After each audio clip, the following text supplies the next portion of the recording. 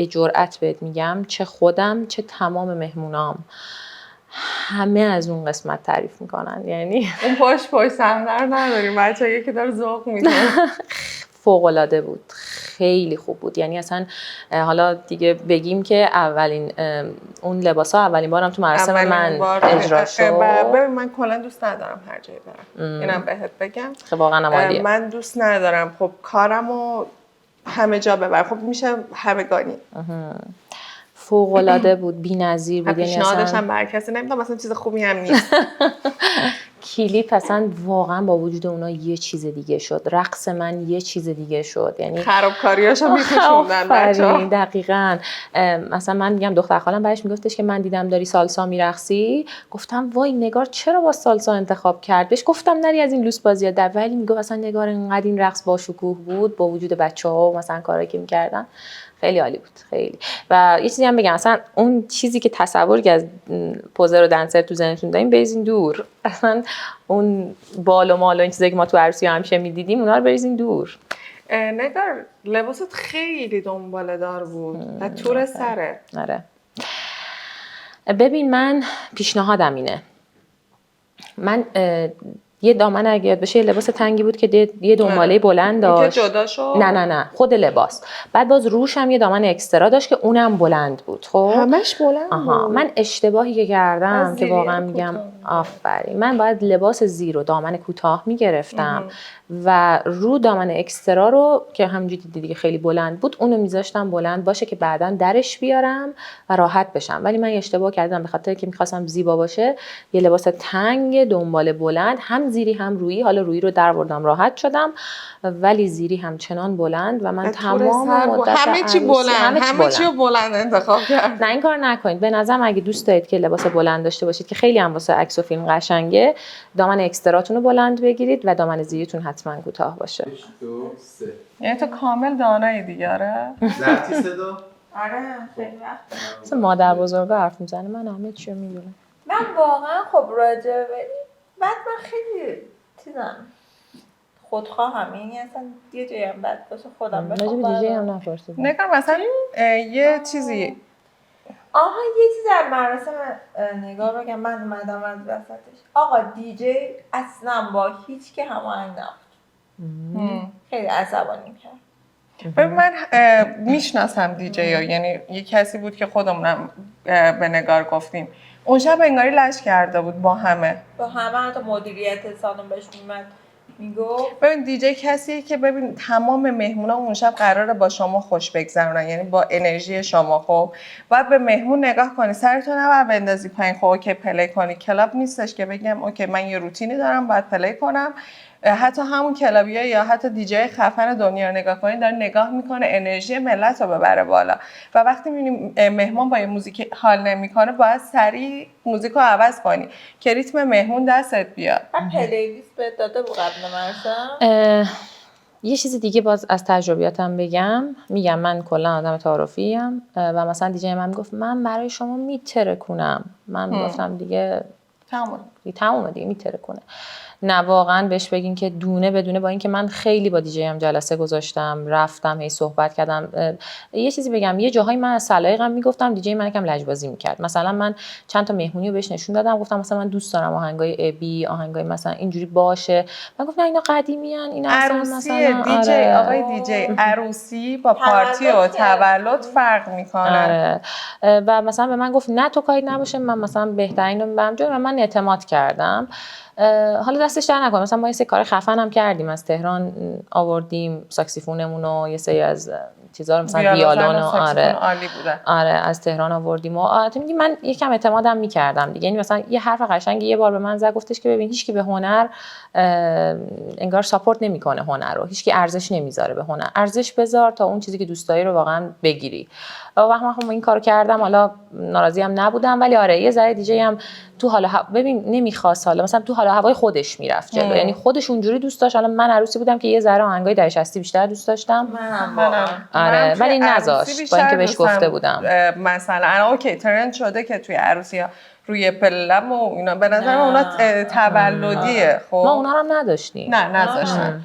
ولی در کل دارم میگم خب دیجی های دیگه هم شاید بخوام بشنون این موضوع. اوکی سبک مهمونت پسند کرد بذار، اومد مثلا 3-4 نفر بهت میگن بذار، ولی کلا عروسی خیلی فرق میکنه. من یه نکته میگم، ما خیلی از عروسیایی که رفتیم دیجی میاد یه ریمیکس از یه نفر میذاره که وسطش هم میگه دیجی فلانی و میره واسه خودش میگرده میخوره. دیجی مراسم ایشون نبود. اما اینو دارم میگم که خیلی از مراسم اینا رو بگید. من حالا در رابطه با تشریفاتم یه چیزی بگم. من یه مدت مرتب شروع کرده بودم ایرادات تشریفاتم و از مهمونای مختلفی که تو روزای مختلف عروس داشتن، خب دوستان مشهد کوچیکه دیگه همه میتونیم پیدا کنیم، در می آوردم سری زنگ می‌زدم به تشریفات، میگفتم که به من گفتن که مثلا شما تو یه مراسمتون آب میوه رو خیلی دیر دادین، بعد نمیدونم دیگه مثلا دیدی تو مراسم من اصلا ثانیه آب میوه نمیخوابید یا مثلا چیزا نمیخوابید، یا مثلا زنگ گفتم تو تیبار مثلا به من گفتن که توی مراسم دیگه ای آبجوش کم اومده. اینو سعی کنید در بیارید، یعنی سرسری از هیچ چی نگذرید، از هیچ چی. میکنین بچه‌ها، دارین یه هزینه سنگین میکنید برای یه عمری که بمونه پیشتون و به نظرم که تا جایی که میتونید با هیچ کی تعارف نکنید، از همه بخواید، یقه همه رو بگیرید و با وسواس برید جلو. یعنی حتی اگر آدم بیخیالی هستید برای مراسم عروسیتون واقعا وسواس به خرج بدید و مرتب بگردید چیزی پیدا کنید بگید. بگردید بگید. یه چیز دیگه هم که من قبل مراسم بهت گفتم صرف باشه مثلا غذا کم بیاد یا غذا کمتر بیاد، مال بچه‌ها واقعا خوب بود تا لحظه که مهمونا نشسته بودن. حتی مهمونا هم یه سری داشتن میرفتن هنوز داشت شارژ میشد. آره خیلی خوب بود. یعنی اون ظرفا پر بود. من خیلی جا مثلا قاشق میخوره دیگه ته اون چیزه. آره اگر که میخواین تو مراسمتون فینگر بچرخونید، ما اول به من گفته بودن که حتما میز بذار، تشریفات نگفته بود، یکی از بیرون میز بذار و مثلا زشته بیاین به من مثلا تعارف بکنی. من اول این کارو کردم، ولی بعد وقتی که آدمایی به نظر من خفن رو انتخاب میکنید بهشون اعتمادم بکنید.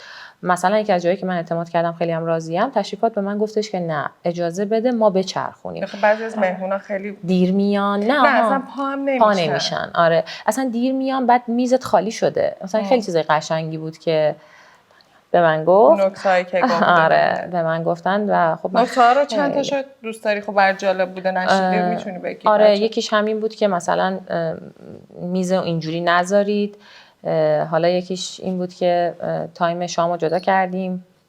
این داستان بود که من خیلی مقاومت میکردم ولی اونا گفتم و بعد خیلی راضی بودم که این کار کردیم. سه چیزای منشوری دارم دیگه. نمیخوام بگم. اوکی اشکال نداره. سوال دیگه مثلا یه سوالی از مراسمشون شما سوالی نداری که مراسم نبود؟ گفت چیز باشه بذاریم فکر کنم. الان فکر کنیم اونقدر یه چیزی بگیم. چه سوالی اینجا نپرسیدم؟ اصلا در رابطه با کفشا حتما بگو. بعد خب نه استاپ میشه. یکی کفش، لباس گفت، موهام. موها کفش و مو. بعد چیز نه بعدش میریم سراغ این مو کفش خیلی مهمه. اینم بگیر بعد بگیر. خب راجع به موهات که کلش درگیر بود. من هی تو عروسی دیدی هی میبرم همش میرسم واقعا یه گیره از تو سر نبود عروسی داشتم کنیم. برای موها واقعا من پیشنهاد میکنم که اگر مثل من موی نازکی دارید و موتون همیشه میدونید خودتون که موتون حالت نمیگیره، حالا لازم نیست اون شب دوست داشته باشین که موهاتون مثلا تو صورتتون باشه، واقعا یه شنیونی انتخاب کنید که موها تا جایی ممکن جمع بشه. یعنی شما میرقصید مرتب، عرق میکنید، بالاخره اون فضا گرمه. من عرق کرده بودم، موهام قشنگ به هم ریخته بود. تازه با اینکه حتما با خودتون از آرایشگاه کسی رو بگین بفرستم براتون برای تایم شارژ.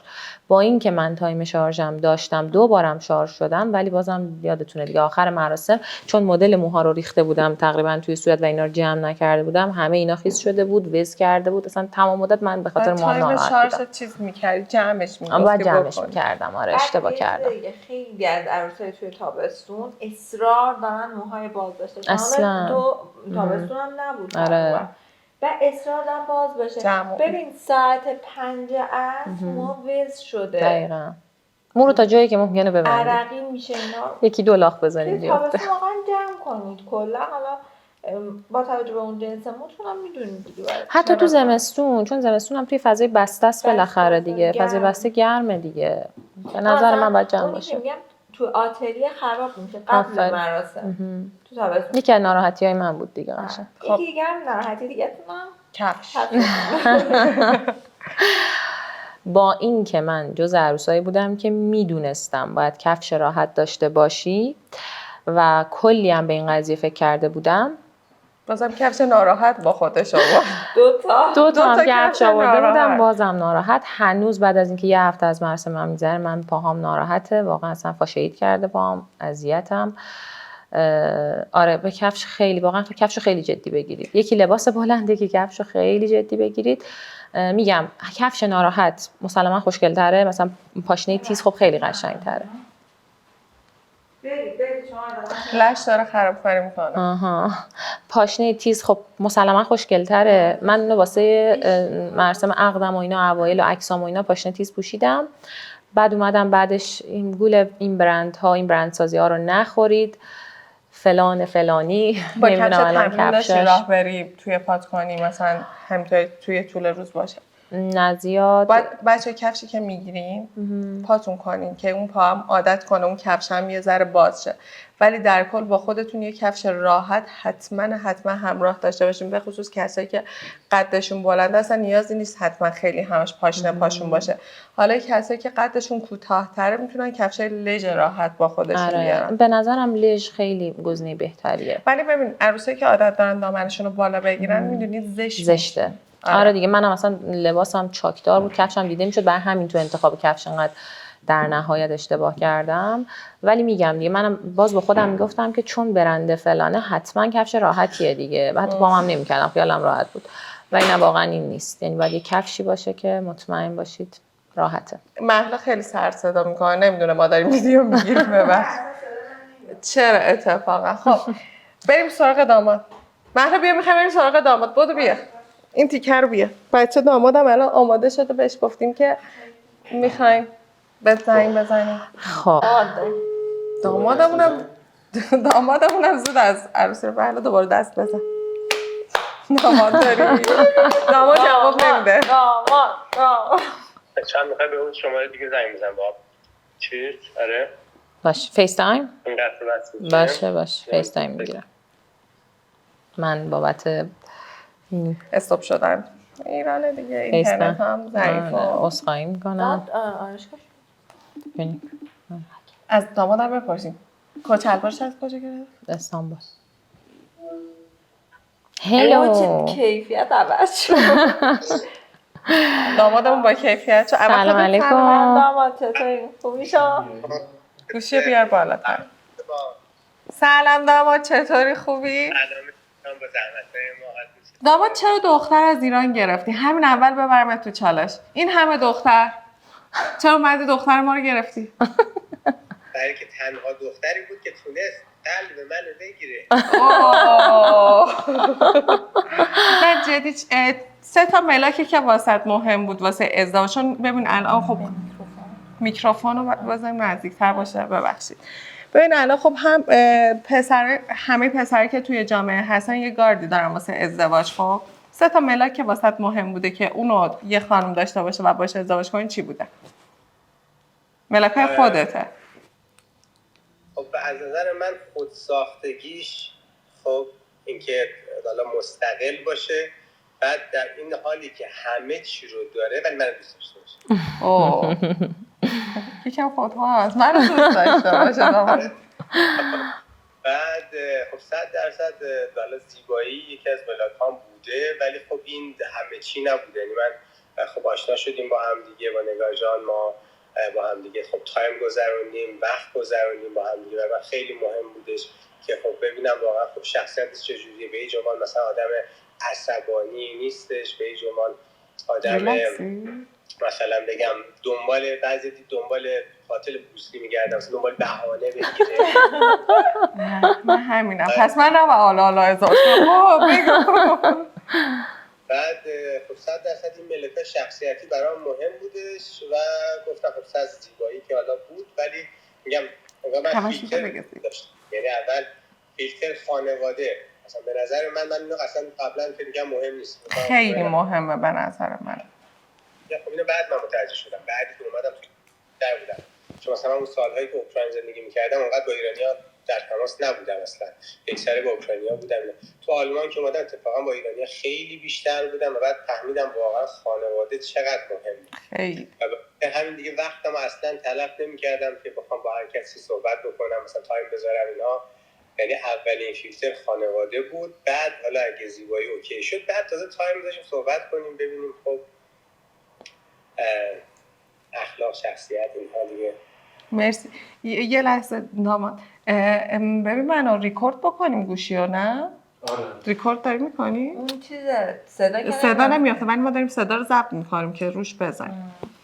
خب در حال آره یه تیکه‌ای از تصویر داماد اینجوری باشه خیلی خوشگل میشه. خب سوال بعدی خودت نگار، سوال نه، یه سوال چالشه خودت بپرس الان. همه سوالا رو پرسیدی دیگه واسه نه دیگه. یه نقطه منفی در ازدواج. نه منظورم این بود که مثلا الان که ازدواج کردی حالا همه چی هم دوست داری، یک نقطه بگو که مثلا بگی که ازدواج به این دلیل شاید خوب نباشه. آره.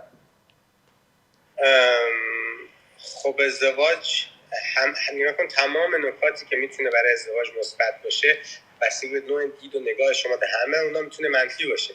یعنی بچه، یه سری بچه دوست ندارن، این میتونه منفی باشه.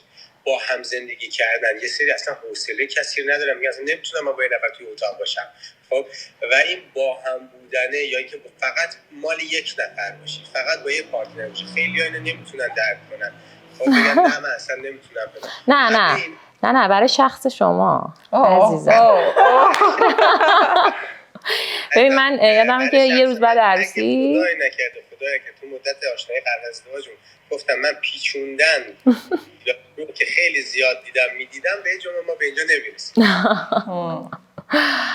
یادمه که بعد مراسم، روز بعد مراسم فراد استوری گذاشته بود چرا اینقدر داماد شدن حس خوبیه.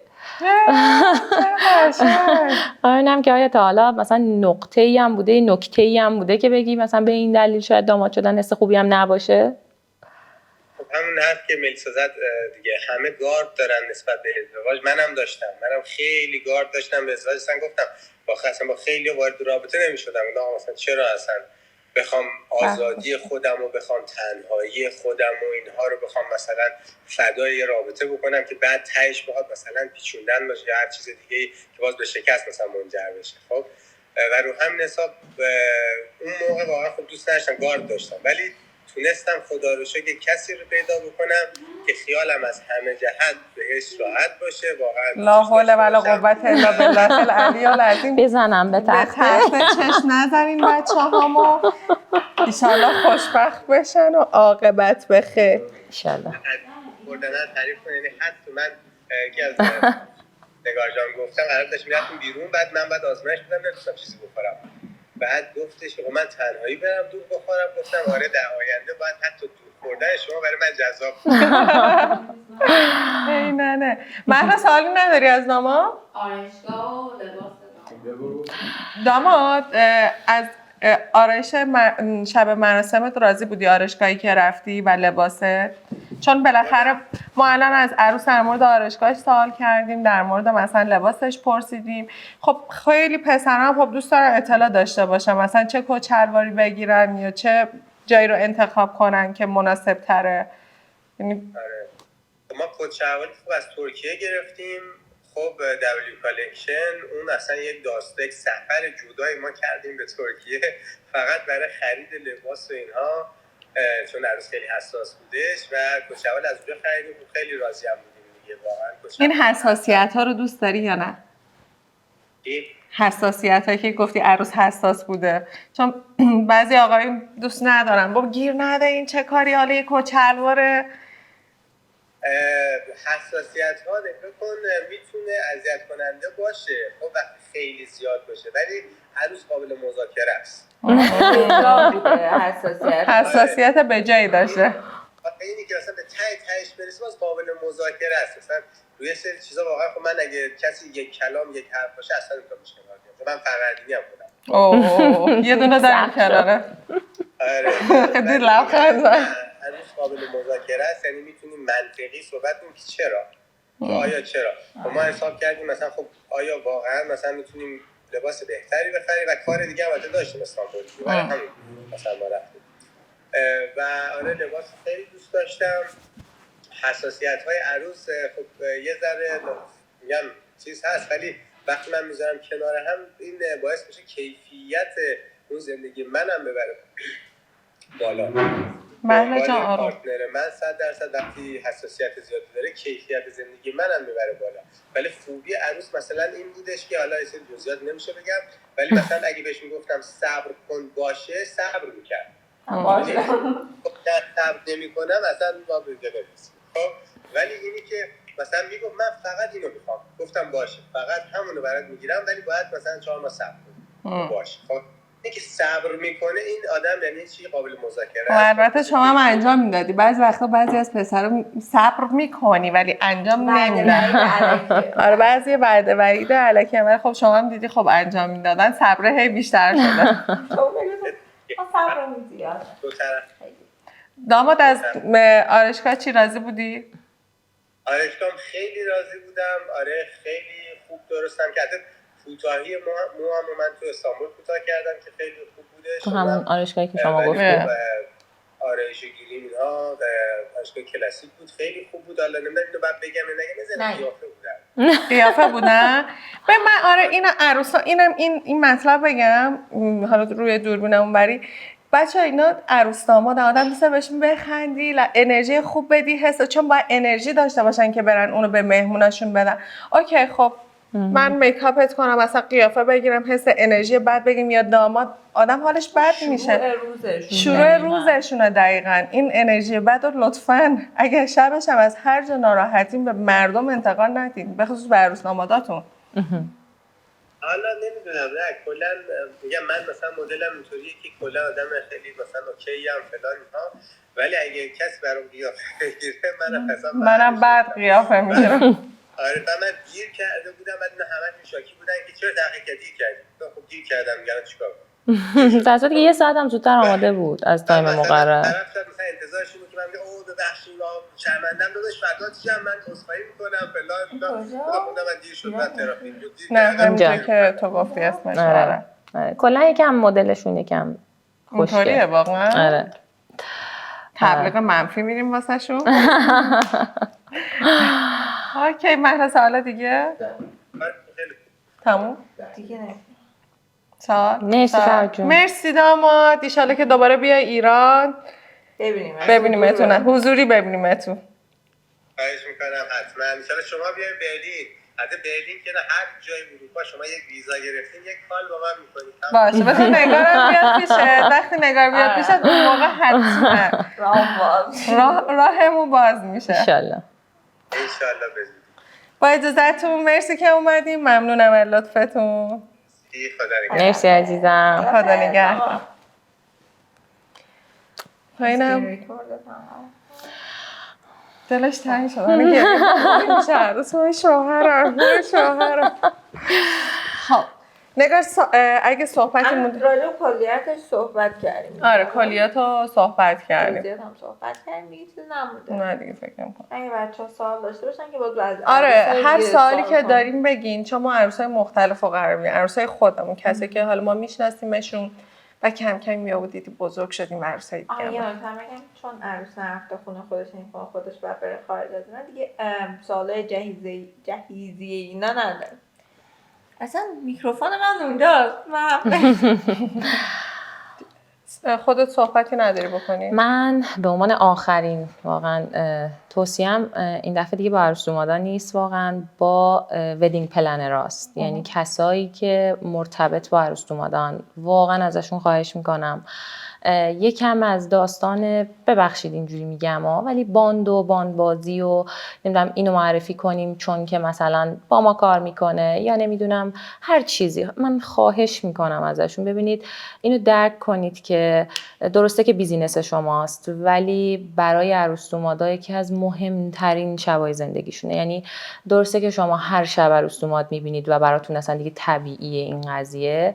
من اصلا جدی میگم بعد از این داستان‌ها برای کار خودم اینجوری شدم. یعنی همش میگم که ببین اون کسی که اومده پیشت نگار الان حتی کار ساده، حتی یه بوتاکس بزنه با تمام حس و انرژیش پیش تو اومده، مثلا نذار این زایشه، نذار مثلا این حالش بد بشه. همه دوست دارن که بهترینشون باشن. اینو درک کنیم واقعا. با اینکه افراد مختلف میبینید، با اینکه کارتونه، با اینکه روتینتونه، خیلی بیزینسی بهش نگاه نکنین. بهترین شب و بهترین حس و حال یه سری افراد جامعه شماست و من ازتون خواهش میکنم که اینو بهشون بدین. از بیزینس یکم بیاین بیرون، یکم به بحث مالیش، همش مالی نگاه نکنید و سعی کنید یکم از خودتون حتی جانفدایی هم بکنید. این خیلی به نظر من حس و حال بهتری داره. آخر همه اینا هم واقعا که چرا من با این همه مجموعه مختلف کار کردم، از همه اونا دلم میخواست که بیام پیش شما. با فرهاد صحبت میکردم، یه چیزی رو گفتم که اینجا واقعا باید بگم. ملیسا و مهلا واقعا برای من الان گریم میگیره. برای من خواهر بودن. من تمام دوستای صمیمیم از ایران رفتن، هیچ دوست صمیمی تو مراسم داشتم، حالا مثلا اونا مثلا طفلی بچه داشت، درگیر بچهش بود، کسی خیلی دور بر من نبود، مثلا خاله ها و مامان اینا همه دنبال مهمونا و اصلا به طرز عجیب غریبی من ملیسا و مهلا رو مثلا یه ماه و نیم بود میشناختم، اصلا انگار خواهر من بودن. یعنی دمشون گرم. این میگم اصلا بحث این که الان اومدم به این دلیل اومدم اینجا به خاطر این مرام معرفت و این تو سایت عروس‌داماد بودن، اون حس و حالو دادن بی‌نظیر بود. یعنی من به فرهاد میگفتم که فرهاد ملیسا و مهلا کاری برای من کردن، یعنی الان میگم ببین مثلا ملیسا برای خودش یه فرد واقعا بی‌نظیره، یه فرد سرشناسه، نشسته بود رو زمین و بند کفش منو باز میکرد و کفش پای من میکرد. من هیچ وقت با هیچ کاری نمیتونم این مرام، این معرفت، این اخلاقو جبران بکنم و امروز اومدم اینجا فقط به این دلیل. یعنی گفتم که این دوتا خواهر انقدر در حق من خواهری کردم و باید واقعا جبران کنم این خوبیاشونو. دورت بگم. و واقعا هم همینم هست که تو مراسم هر کی میومد که عروس این دوتا بود قبلا، همه میومدن سمت ملیسا و مهلا و یکی با بچه‌ش، یکی تنها. خیلی حس قشنگ و خوبی بود. ان شاءالله براتون آرزو میکنم که یه شب خیلی خوب داشته باشین با بهترین انتخابا. دوستتون داریم.